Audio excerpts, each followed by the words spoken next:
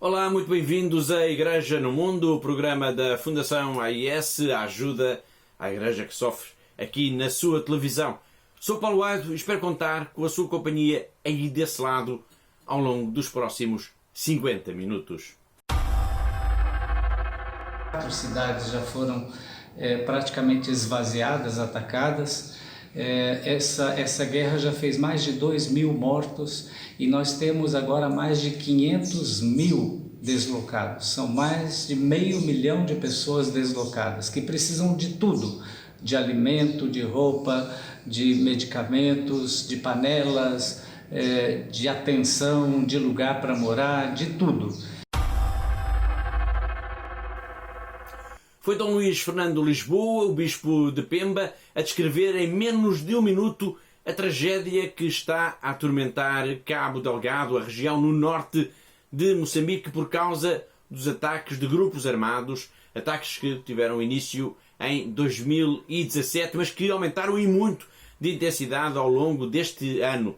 Este vai ser um programa especial de Natal, todo ele dedicado precisamente a Moçambique, e é esta crise humanitária e a necessidade de se auxiliar a Igreja que sofre neste país lusófono, neste país irmão.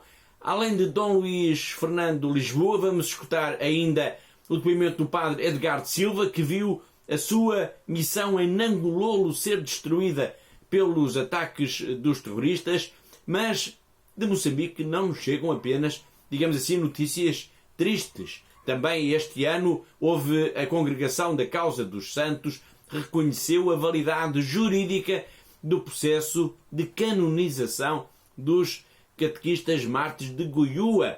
Uma história que nos leva até o ano de 1992 e que vale a pena revisitar. Moçambique será, pois, o país tema deste programa especial em que vamos contar, como habitualmente, com a presença via Skype da Catarina Martins de Betancourt, a diretora da Fundação AIS em Portugal. Olá, Catarina. Olá, Paulo, e olá a todos os nossos telespectadores. No arranque do programa escutámos o Bispo de Pemba a descrever de forma sucinta a tragédia que tem estado a ser vivida em Cabo Delgado. Nós temos uma entrevista em exclusivo com o Bispo de Pemba, mas antes disso, e digamos assim, para situar os nossos telespectadores, vamos falar um pouco então destes ataques e da consequência de toda esta violência para as populações moçambicanas. Vamos então a Nangololo no dia 30 de outubro. Nessa data foi o começo, Catarina, de um violentíssimo ataque à missão católica. E um ataque brutal, Paulo. Portanto, importa dizer que esta não é uma missão qualquer. Portanto, é a segunda missão católica mais antiga da Diocese de Pemba e os terroristas chegaram a 30 de outubro e ficaram por lá até 19 de novembro. Bom, e só ao fim de alguns dias é que começaram a chegar então os primeiros relatos de toda a destruição causada em Nangololo. Estamos apenas a situar o caso, um ataque concreto que tem estado a suceder nesta região de Cabo Delgado, no norte de Moçambique. Recordo que os ataques começaram em 2017, estamos a falar de um ataque que começou agora apenas em outubro. Bom, eu dizia, depois deste ataque, depois desses primeiros relatos, podemos dizer que a desolação foi a palavra-chave, a palavra que melhor ajudou a descrever tudo aquilo que aconteceu nesta missão católica. Sim, desolação e desespero. Portanto, é preciso dizer que Cabo Delgado é uma região onde as pessoas vivem com muitas dificuldades. Podemos dizer que há muita pobreza nesta região e a destruição causada na missão de Nangololo veio agravar ainda mais a vida das populações locais.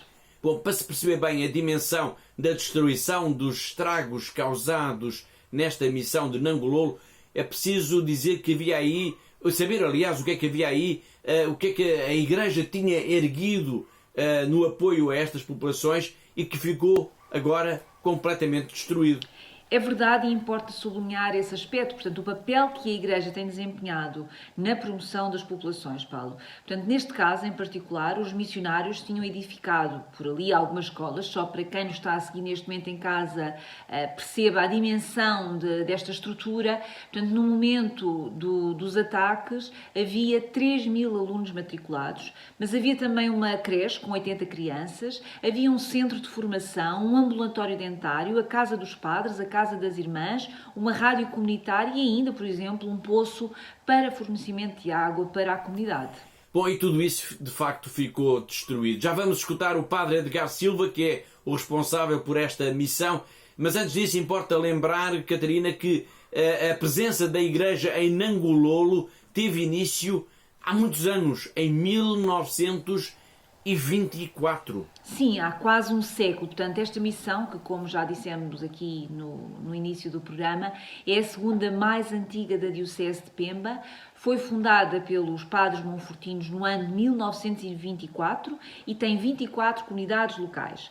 Por esta região, conhecida como Planalto do Povo Maconde, já passaram várias congregações religiosas, como os Capuchinhos, as Irmãs Missionárias da Consolata, os Padres e as Irmãs Diocesanos e, desde 2017, os Missionários Saltinos. O ataque de que estamos a falar foi o segundo a esta missão, a missão de Nangololo. O primeiro ataque aconteceu em abril deste ano, mas a devastação agora foi muito superior, como nos contou ao telefone o padre Edgar de Silva. De um ataque, eu posso dizer assim, de uma proporção muito maior do que a de abril. Esse ataque agora, eu lhe digo assim, acabou com tudo. Para você ter uma ideia, como eu saí rápido de lá, tudo meu de 3 anos e coisa que eu trouxe na minha história de 34 anos de padre, foi tudo destruído, tudo virou cinza. Todos os livros da secretaria de batismo, de casamento, de crisma, livros de história de 100 anos da paróquia, foi tudo destruído, tudo. Então, eles foram muito violentos desta vez. A dimensão da destruição causada pelos terroristas na missão de Nangololo deixou o padre Edgardo em estado de choque. Eu ainda estou meio em estado de choque. Né? Eu sabia que tudo estava destruído. Uma coisa é você saber sem ver. E não podíamos ter dado nenhum porque eles estavam dentro da área da missão. E as pessoas longe, com medo, e jamais a gente agora ainda é perigoso ir lá. Esse homem que ele foi porque ele é muito esperto e conhece bem os caminhos, lugares de onde se esconder. Mas não foi seguro o que ele fez. Então nós dizíamos assim, olha, comenta-se que destruíram a igreja, comenta-se que destruíram a rádio, comenta-se que destruiu a casa de vocês. Aí a gente ainda estava na fase do comenta. Agora você recebeu uma foto e vê que tudo que você construiu com muita dificuldade, a rádio que a gente tinha com tanta dificuldade, tudo aqui em África, a gente constrói com muita dificuldade e com muita solidariedade internacional. Você vê de uma hora para outra tudo isso queimado. Eu fiquei em estado de choque e humanamente falando, chorei muito de ver tudo aquilo. Estamos a escutar o padre Edgardo Silva, o missionário brasileiro, está a descrever que ficou destroçado ao saber o que os terroristas fizeram à sua missão em Nangololo, a segunda mais antiga da Diocese de Pemba, em Cabo Delgado, na região norte de Moçambique. Um ataque, Catarina, que neste caso em concreto visou, é impossível não o dizer, visou a comunidade cristã. Sim, neste caso sim, Paulo. Portanto, houve um claro ataque aos símbolos cristãos, à presença da Igreja nestas terras e ao trabalho que os missionários vinham desenvolvendo e que já falámos aqui anteriormente. Portanto, eles destruíram a Igreja, destruíram a Casa das Irmãs, a rádio, mas também o centro de formação, o ambulatório dentário, enfim, foi destruição por destruição, podemos dizer desta forma, Paulo. Destruição que, na opinião do padre Edgardo, como vamos escutar já de seguida, é de facto um sinal de ofensa aos cristãos. também esse fundamentalismo religioso que encontrou um solo fértil, entre aspas.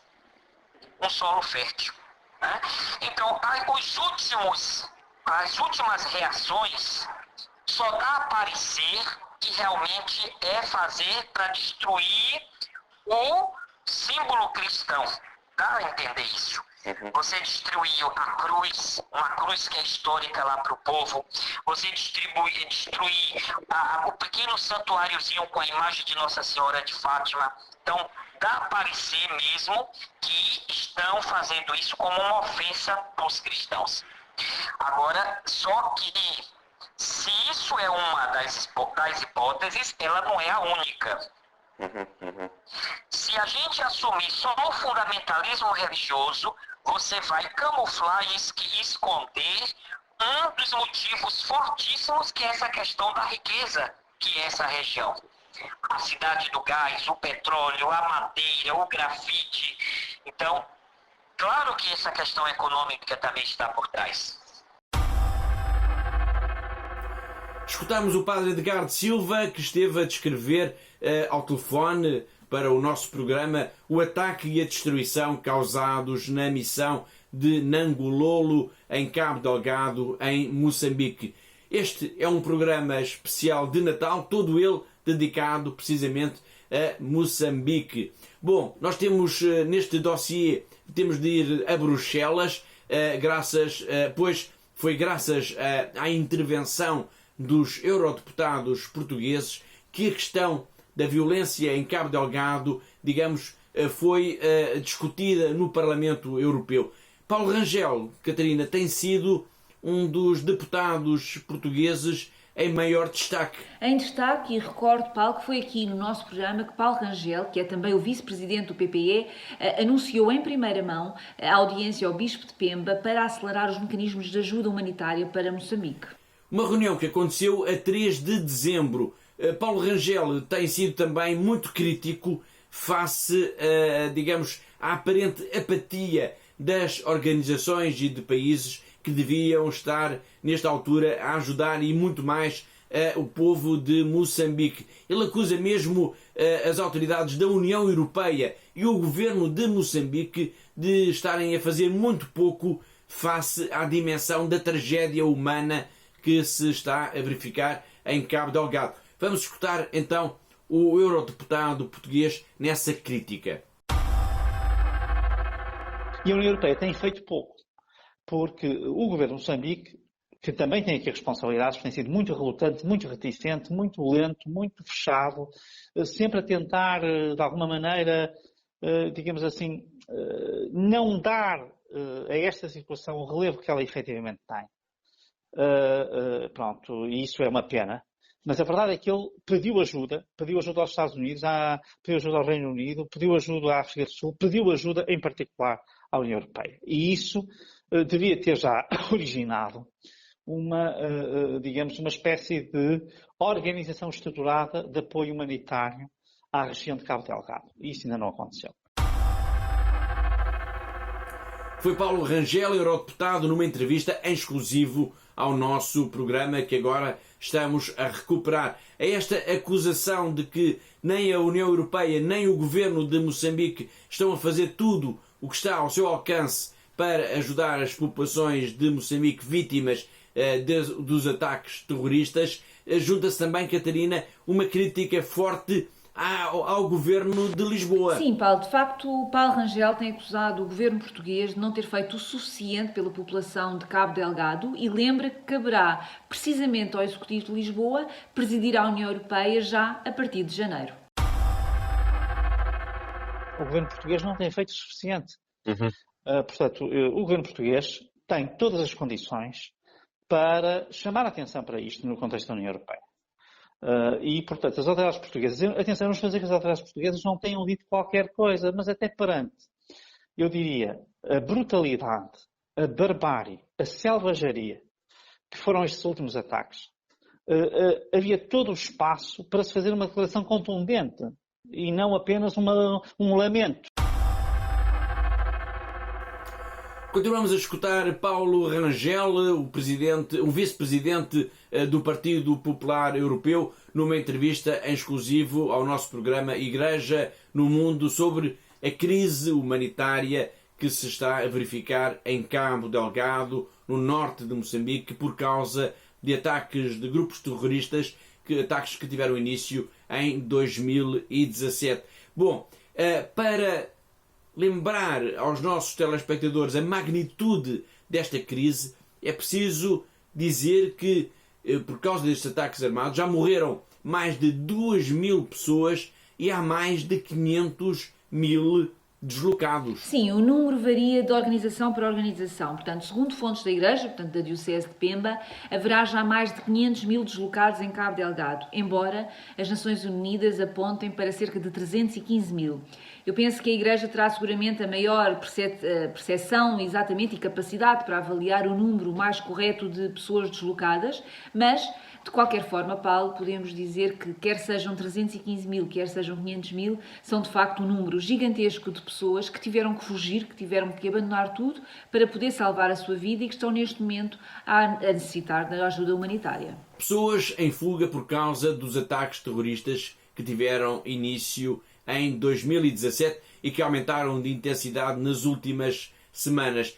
Na entrevista à Igreja do Mundo, que estamos a recuperar para este programa especial de Natal, Paulo Rangel fez questão de explicar que estes terroristas que afirmam pertencer ao Daesh, o grupo autoproclamado do Estado Islâmico, têm usado de uma violência bárbara. Exato, Paulo, e por isso é que as pessoas fogem. Portanto, fogem em pânico, pois somam-se os episódios de pessoas degoladas, de aldeias queimadas, de homens e mulheres sequestrados, enfim, assiste-se a um verdadeiro filme de terror. Um filme de terror que, segundo Paulo Rangel, é o resultado de uma organização terrorista já muito estruturada no terreno e que tem vindo, portanto, a espalhar o pânico em toda a província de Cabo Delgado, não poupando sequer o trabalho e as missões da Igreja. Todas as semanas temos 5, 6 episódios de violência, nos casos em que se matam pessoas, noutros casos em que se fazem escravos ou se recrutam jovens, noutros casos em que há violações e essencialmente temos sistematicamente pessoas a fugir, não é? Porque ouvem relatos ou são ameaçadas e portanto, vão para as cidades, não é? Ou para as vilas, como se diz, nesta zona de Moçambique, vão para lá portanto, estão totalmente sobrelotadas. Foi Paulo Rangel, antes dele escutámos o padre Edgar Silva e daqui a pouco vamos ao encontro do Bispo de Pemba, Dom Luís Fernando Lisboa. Este é um programa especial, todo ele dedicado a Moçambique. Já falámos da violência, já falámos dos ataques, já falámos da destruição causada pelos terroristas. Demos como exemplo disso aquilo que aconteceu na missão de Nangololo, a segunda mais antiga missão católica na província de Cabo Delgado, e já falámos também de que haverá mais de 500.000 deslocados em toda esta província. Estamos a falar, Catarina, então, de 500.000 de pessoas que dependem totalmente da caridade. Digo isto para lembrar que a Fundação AIS lançou precisamente uma grande campanha de ajuda de emergência para Moçambique. Sim, e deixo aqui uma vez mais o meu apelo, Paulo. Portanto, todas as semanas temos falado sobre Moçambique nos nossos programas de televisão e aproveito este programa especial para fazer também um reforço desse pedido, desse apelo. Portanto, é preciso ajudar a Igreja de Moçambique, é preciso ajudar o Bispo de Pemba, é preciso ajudar todas aquelas dioceses que estão neste momento a acolher milhares de pessoas que perderam tudo e que precisam, de momento, toda a ajuda possível que nós lhe possamos dar. Uma ajuda que pode começar com um simples telefonema. Sim, aquilo que eu peço, aquilo que pedimos sempre é, de facto, que nos liguem para o nosso telefone que está a passar neste momento em rodapé, ou então que vá à nossa página de internet saber também os nossos projetos, a nosso apoio que estamos a dar neste momento a Moçambique, e por mais pequena que possa parecer a sua ajuda, essa ajuda vai fazer a diferença para estas pessoas que necessitam da nossa ajuda neste momento e que estão a viver um verdadeiro verdadeiro inferno, um verdadeiro filme de terror. Portanto, todos os dias há novos deslocados, todos os dias há novas pessoas que é preciso cuidar, que é preciso alimentar, que é preciso vestir, que é preciso, precisam da nossa solidariedade. Por isso, convido-vos, liguem-nos e ajudem-nos a ajudar a Igreja em Moçambique. Muito obrigada. Muito bem, vamos então escutar o Bispo de Pemba. Importa primeiro situar esta entrevista. Ela aconteceu em novembro, no dia 25 de novembro, quando a Fundação AIS lançou digamos assim, um alerta internacional para a situação dos cristãos perseguidos. Um alerta que também aconteceu aqui em Portugal, aqui no nosso país. Bom, mas os nossos colegas do Brasil aproveitaram esta oportunidade para falar de Moçambique. E Moçambique tornou-se, neste caso, o país em destaque de toda esta iniciativa da Fundação AIS no Brasil. Não só por causa da violência que tem estado a atingir as populações civis, mas também porque o Bispo de Pemba, assim como muitos outros missionários que estão em Cabo Delgado, são missionários brasileiros. Portanto, há aqui uma aproximação muito grande entre o Brasil e a Igreja em Cabo Delgado. E os nossos colegas brasileiros, para assinalarem para toda a sociedade que este dia em concreto até iluminaram de vermelho a estátua do Cristo de Redentor, de vermelho, que simboliza o sangue dos mártires. E, portanto, foi neste contexto que foi feita a entrevista com Dom Luís Fernando Lisboa. E começou o Dom Luís por fazer o ponto da situação em Cabo Delgado. Vamos ver então o Bispo de Pemba. Nós estamos vivendo aqui um momento de guerra que já dura 3 anos. Começou um ataque a um posto policial, depois as aldeias distantes, depois as aldeias maiores, até que chegou aos centros das cidades. 4 cidades já foram praticamente esvaziadas, atacadas. Essa guerra já fez mais de 2.000 mortos e nós temos agora mais de 500.000 deslocados. São mais de 500 mil de pessoas deslocadas que precisam de tudo, de alimento, de roupa, de medicamentos, de panelas, de atenção, de lugar para morar, de tudo.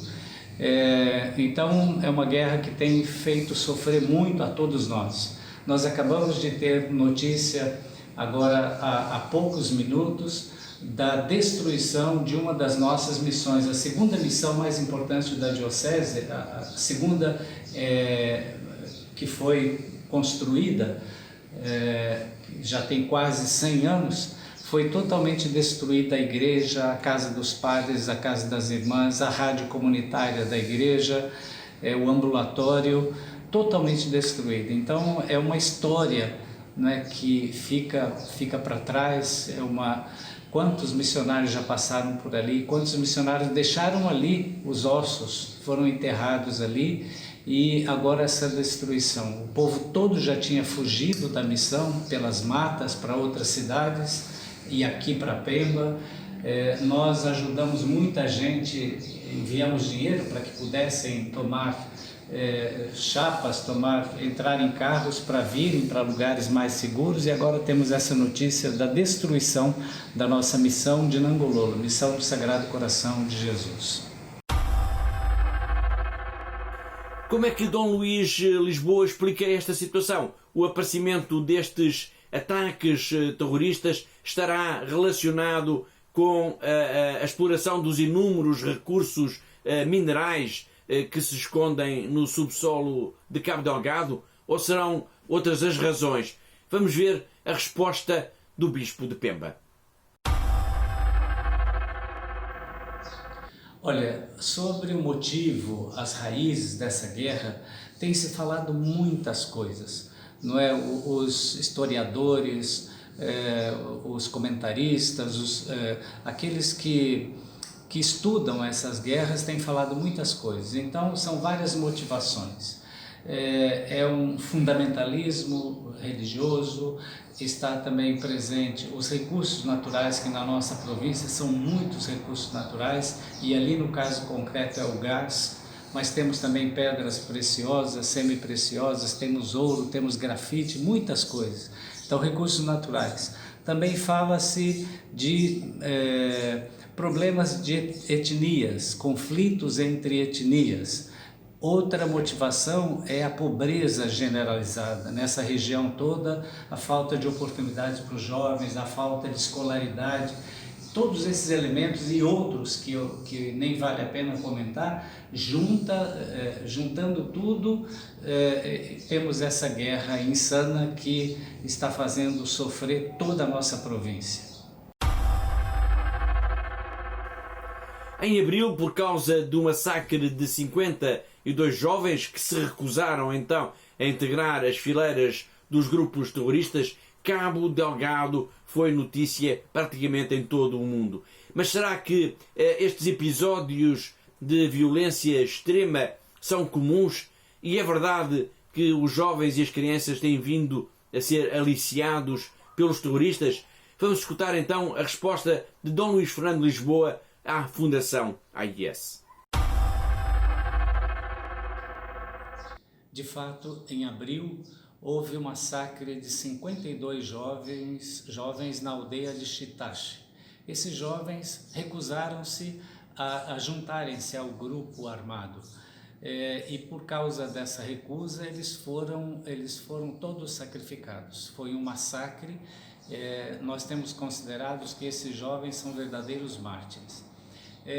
Se houve outros massacres, houve sim, talvez não nesse número. Há poucos dias anunciaram que houve mais 50 jovens massacrados. Nós não sabemos, porque foi uma série de incursões que eles fizeram no distrito de Muidumbe, cerca de 13 a 14 aldeias que foram atacadas, e em várias delas houve mortes, decapitações, mas nós não sabemos os números, porque as pessoas fugiram todas para o mato. Daqui a poucos dias, talvez, quando eles saírem de lá, quando a população, ou uma parte, ou alguns da população puderem voltar, é que nós saberemos contar verdadeiramente o que aconteceu.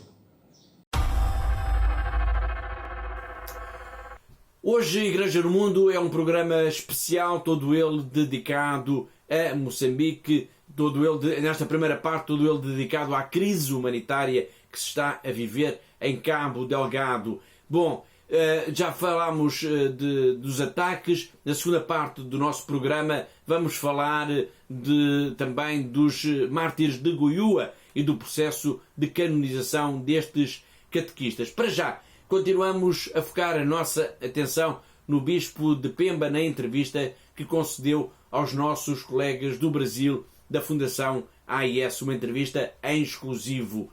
Os ataques no norte de Moçambique levantam várias questões. Uma delas é qual é que será a motivação dos terroristas. Porquê estes ataques? Podemos dizer, esta é a pergunta, que os cristãos são o alvo principal dos ataques? Vamos conferir a resposta de Dom Luís Fernando Lisboa. Não, os cristãos não são o principal alvo dos terroristas. Já foram queimadas muitas igrejas cristãs, igrejas importantes como essa que eu citei, a Missão de Nangololo. A igreja histórica de Mocimboa da Praia foi toda queimada, e muitas capelas rurais, mas também foram queimadas mesquitas, assim como foram mortos catequistas, animadores de comunidades, assim como foram presas 2 religiosas, também foi morto um chefe muçulmano e outras lideranças. Então não é uma guerra contra os cristãos. Entre os líderes religiosos aqui em Cabo Delgado e Moçambique, nós temos um bom relacionamento, nunca houve problema entre nós. Os próprios muçulmanos distanciam-se dessa guerra e não aceitam que tentem atribuir uma guerra com motivos religiosos, porque eles dizem que estão usando a capa da religião para esconder outros interesses que são, sobretudo, os interesses econômicos. Tal como disse há pouco, a entrevista ao Bispo de Pemba que estamos a escutar foi realizada pelos nossos colegas do Brasil, da Fundação AIS, no contexto de uma jornada pública de sensibilização para a questão da perseguição aos cristãos no mundo. E como já disse há pouco, para chamar a atenção da sociedade brasileira, foi a estátua do Cristo Redentor, no Rio de Janeiro, foi iluminada de vermelho. E neste contexto, portanto, de solidariedade, a Fundação AIS perguntou a Dom Luís Lisboa se ele sente que o povo moçambicano já perdeu, por exemplo, a esperança na paz.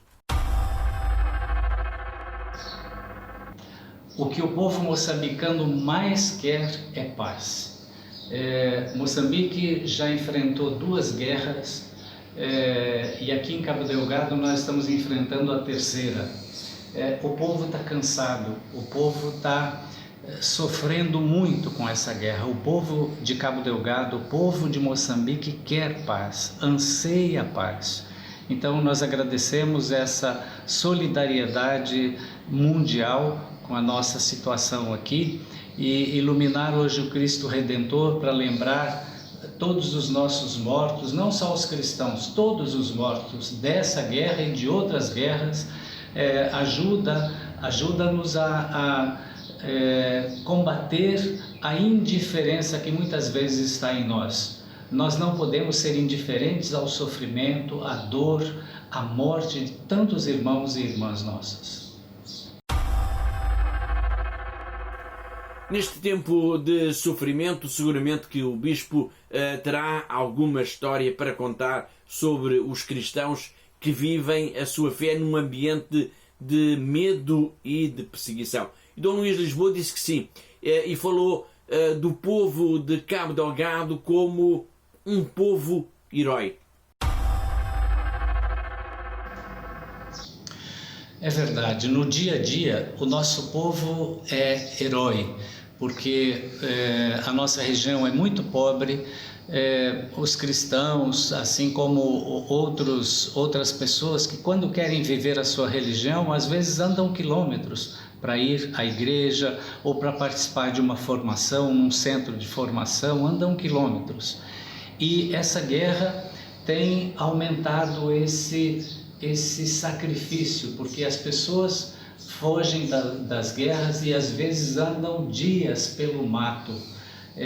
Outros fogem pelo mar, passam 4, 5, 6 dias no mar. Então o povo continua a caminhar, o povo continua a fugir para buscar a vida.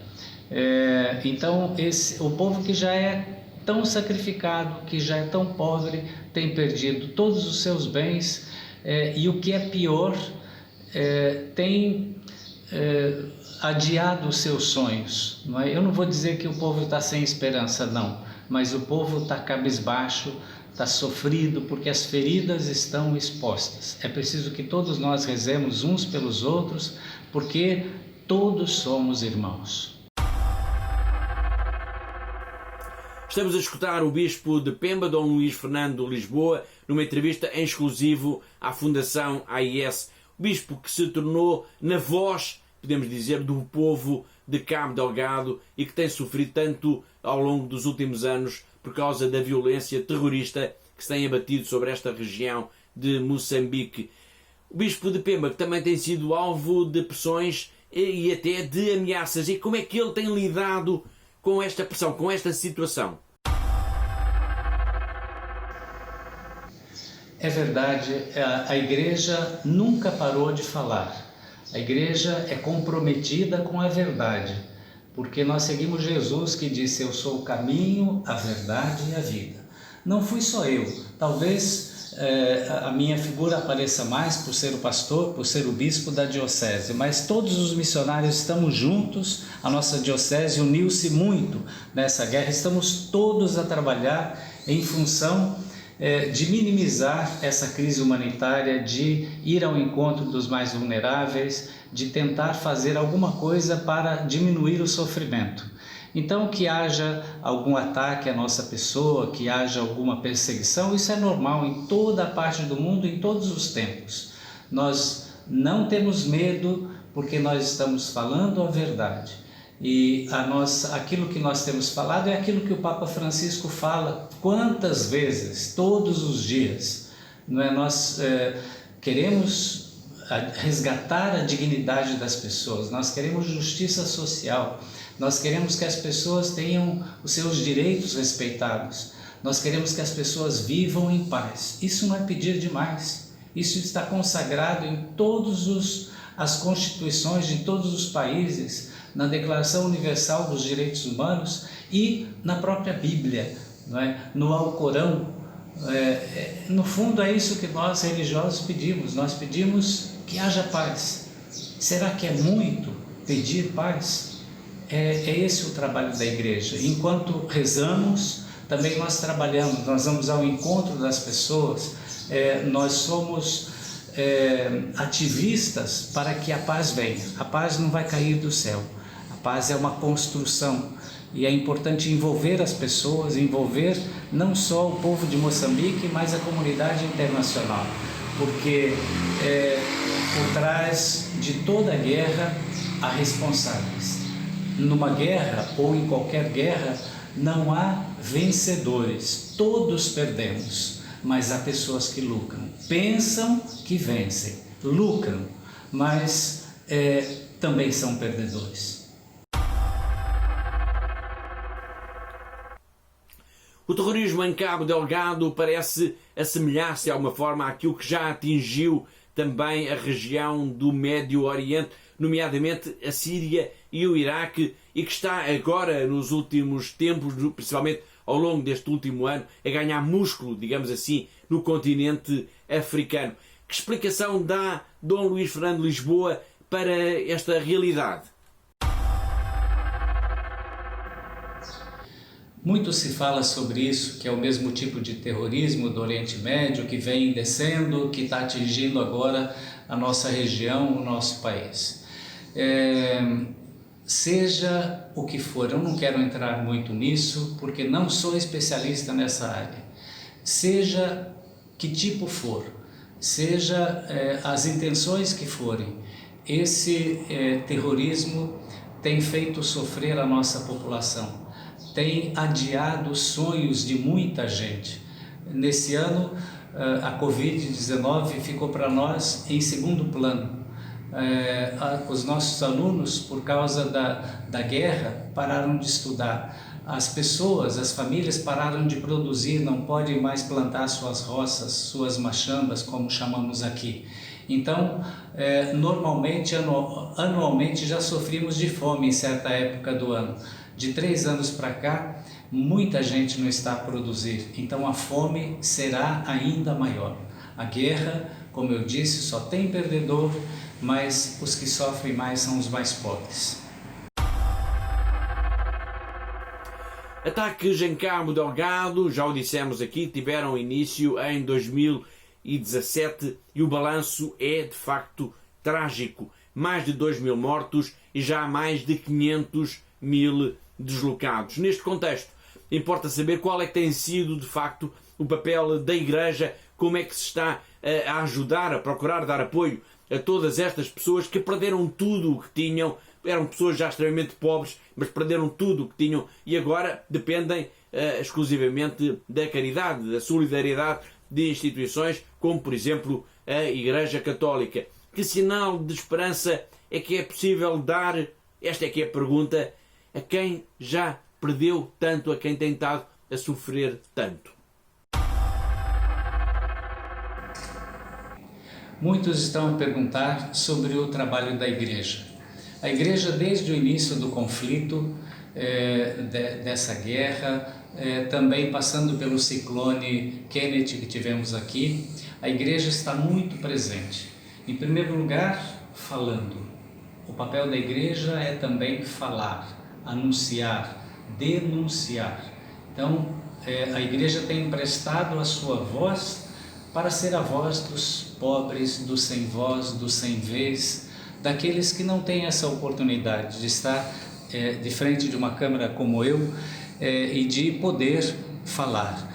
Então, esse é o primeiro trabalho, falar, mostrar a realidade.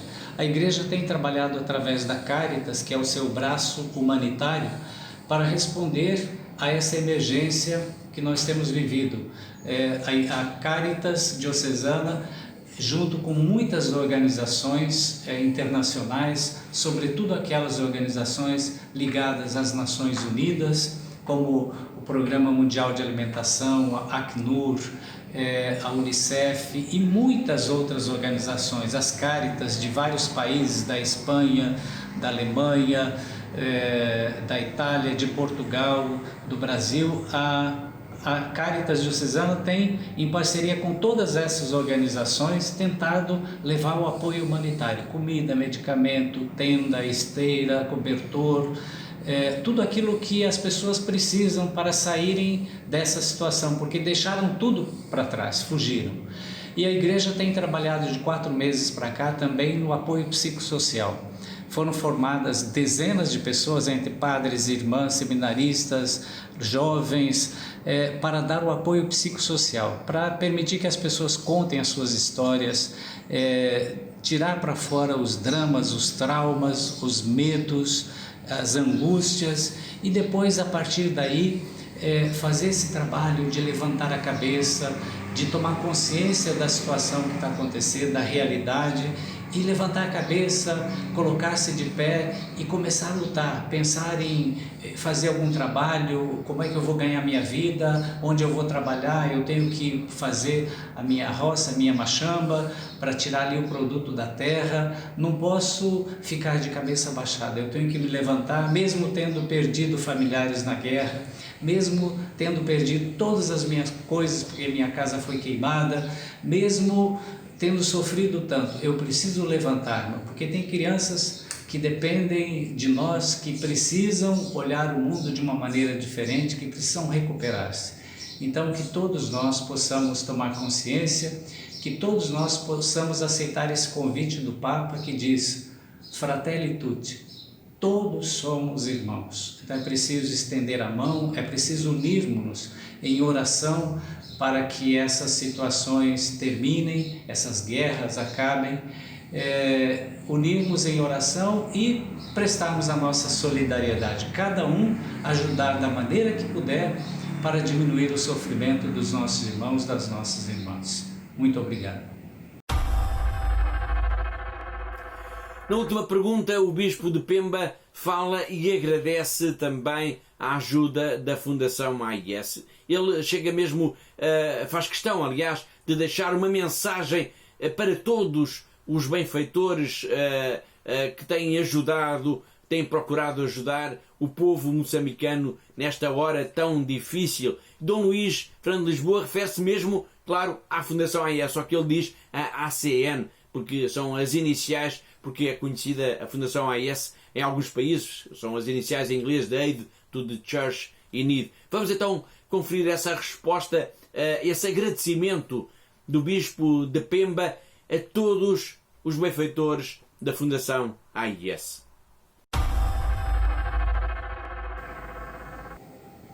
Eu agradeço do fundo do coração a todos os benfeitores e benfeitoras da ACN. Nós, como Diocese de Pemba, mesmo antes da guerra, antes do ciclone Kenneth que sofremos aqui na nossa província, nós temos sido ajudados pela ACN. Já apresentamos vários projetos para a ACN e muitos projetos já foram aprovados, já nos ajudaram no apoio à formação de seminaristas, no apoio à espiritualidade, à formação de padres e irmãs, já nos ajudaram com carros para os nossos missionários. Nesse momento da emergência por causa da guerra, já aprovaram projetos de ajuda emergencial. Então, o meu muito obrigado, que Deus abençoe profundamente cada pessoa que colabora com essa verdadeira obra missionária. Muito obrigado, que Deus lhes abençoe. Depois desta entrevista em exclusivo com o Bispo de Pemba, chegamos então ao fim da primeira parte deste primeiro programa especial relacionado com Moçambique, um programa especial de Natal. Na segunda parte do nosso programa vamos continuar focados, claro, em Moçambique, mas vamos falar desta vez nos mártires de Goiúa, uma história que nos vai levar até ao último ano da Guerra Civil em Moçambique. Deixe ficar por aí, nós voltamos já depois de um breve intervalo.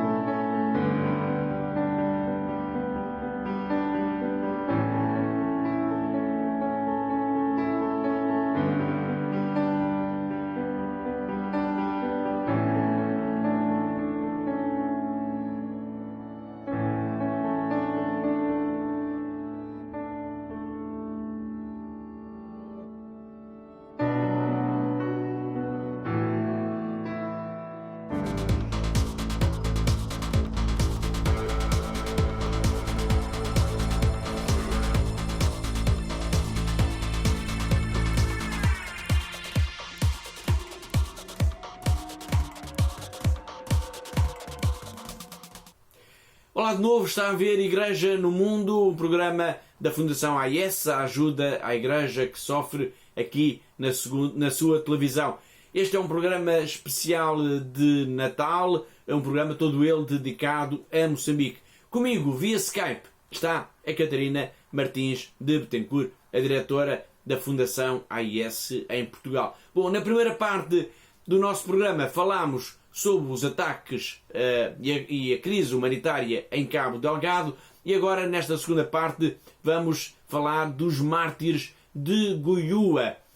No dia 2 de julho deste ano, Catarina, a Congregação para a Causa dos Santos reconheceu aquilo que eles chamam a validade jurídica do processo da canonização dos catequistas mártires de Goiúa.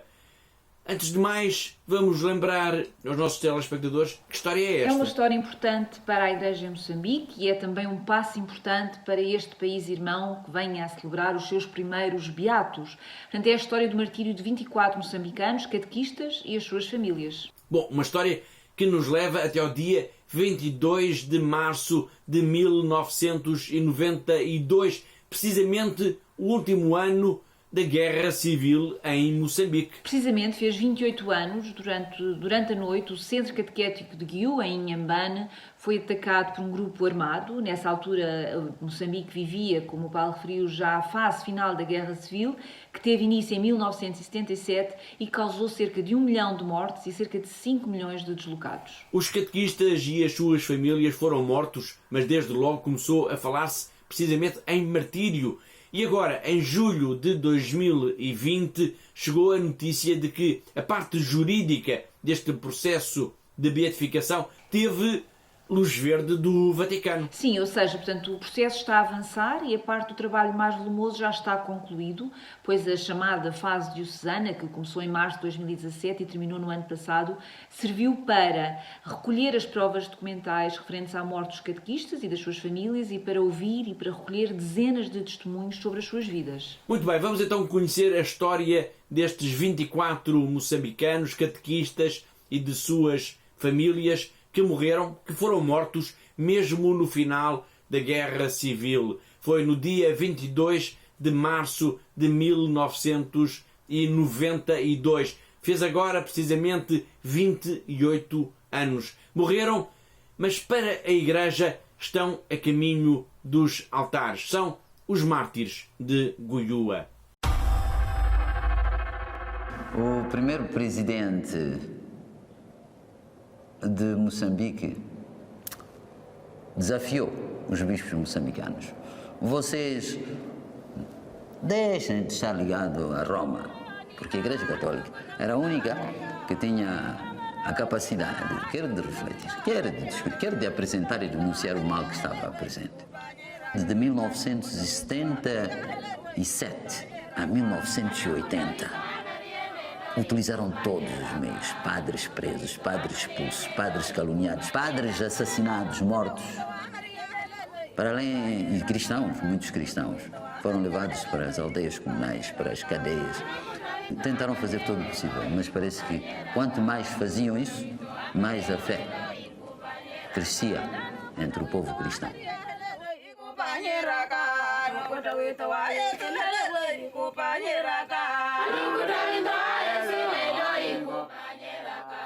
Todas as dioceses de Moçambique têm exemplos, ou individuais, ou também do grupo, de cristãos, de catequistas que foram perseguidos ou que morreram de modo violento por causa do seu testemunho cristão.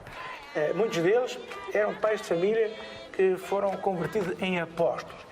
Nos anos depois da independência, em que houve uma repressão religiosa muito forte, falta de liberdade religiosa, em que os missionários, os padres, pouco podiam fazer, foram eles que mantiveram vivas as comunidades.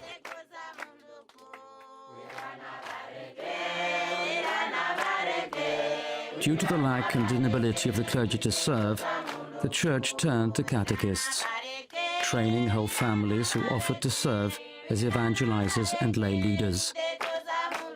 In 1992, during the last phase of the war, the church reopened a specialized catechetical center in Giwa.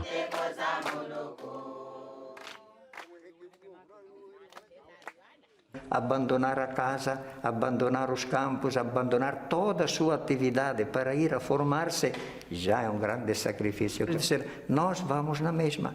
Nós queremos servir o Senhor e ajudar os nossos irmãos.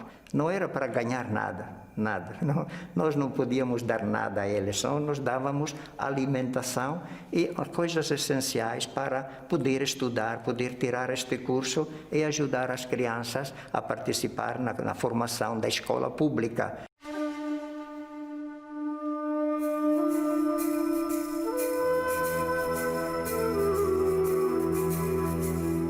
The centre in Giwa, however, was soon to be the site and symbol of the horrors of war and the face of evil.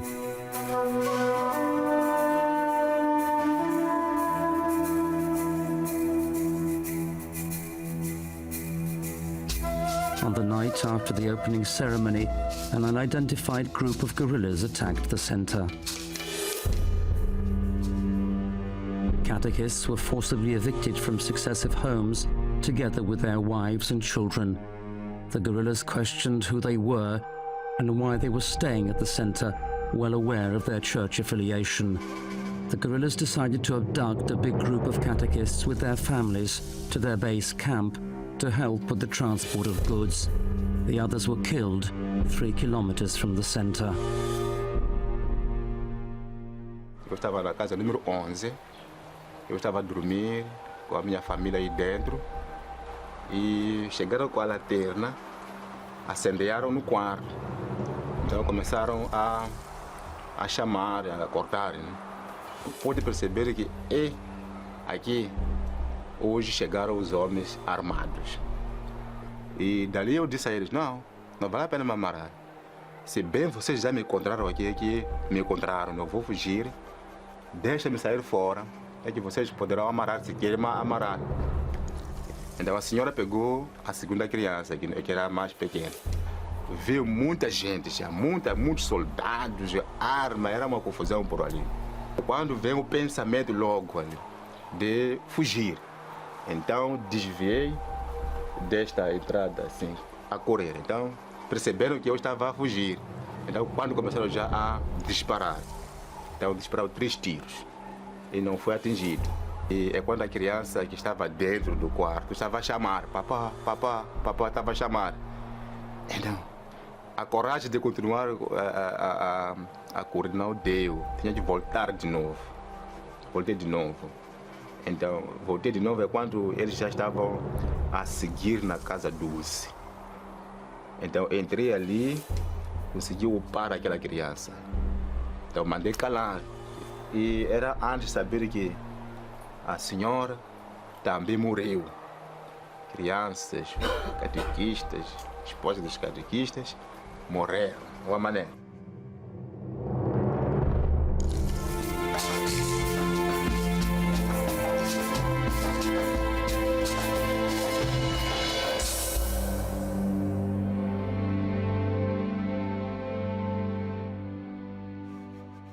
É a primeira vez eu ver cá, mas quando chego cá eu estou a ver como já é naquele dia, porque estou a ver tudo que eu vi naquele dia mesmo. Até consigo ver mesmo que estava sentado, consigo ver como que eu fugi, consigo ver todos os soldados da conversa que estavam, porque estavam reunidos aí, Quando chegamos aqui, eu fiquei sentado aí e eu convidei todos os catequistas para a gente fazer oração, porque sabemos que é o último dia nosso aqui. Pronto, fizemos a oração. Antes que a gente acabar a oração, estavam já a começar a matar as pessoas do outro lado. Começaram daí. Por ver da maneira que estavam a matar as pessoas, de dar por lá, de tal outro bate de colônia, não sei. Eu vi que então, essa morte é um pouco difícil. É melhor então disparar, para eu morrer não sofrer. Por isso deixei o saco logo, pensar que podiam matar logo. E não dispararam. É, portanto, só um catequista que escapou, sou eu.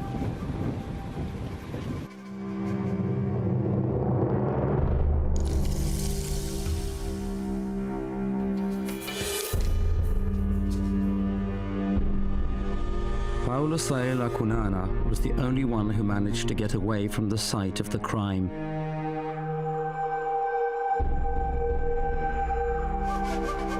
"23 people were brutally murdered with machetes, 9 women and 9 children amongst them. The guerrillas also murdered Paulo's wife, as well as the wives of the other 2 surviving catechists."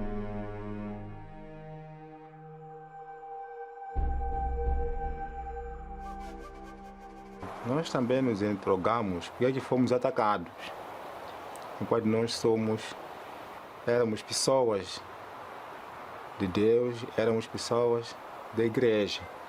Aqui não era instituição do governo, éramos simplesmente catequistas. Nós ganhamos coragem de dizer que isto devia acontecer para nós um dia.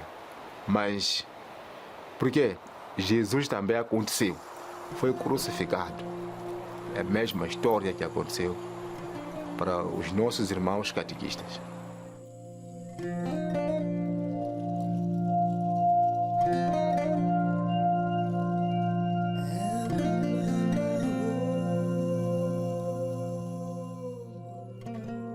Certamente que este foi o último ataque, um dos últimos ataques violentos, que teve uma repercussão evidente a nível nacional e internacional.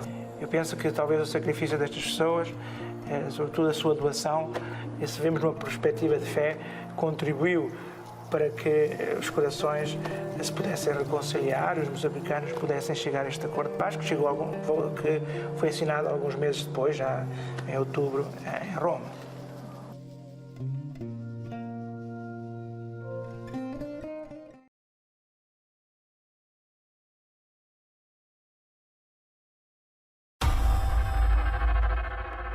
Com esta história sobre os mártires de Goiúa, chegamos ao fim do nosso tempo, chegamos ao fim do nosso programa, um programa especial de Natal, todo ele dedicado a Moçambique. Agradeço a colaboração da Catarina Martins de Betancourt, que esteve connosco via Skype. E quando assim já sabe, espero por si aí desse lado na próxima semana. Até lá, se Deus quiser.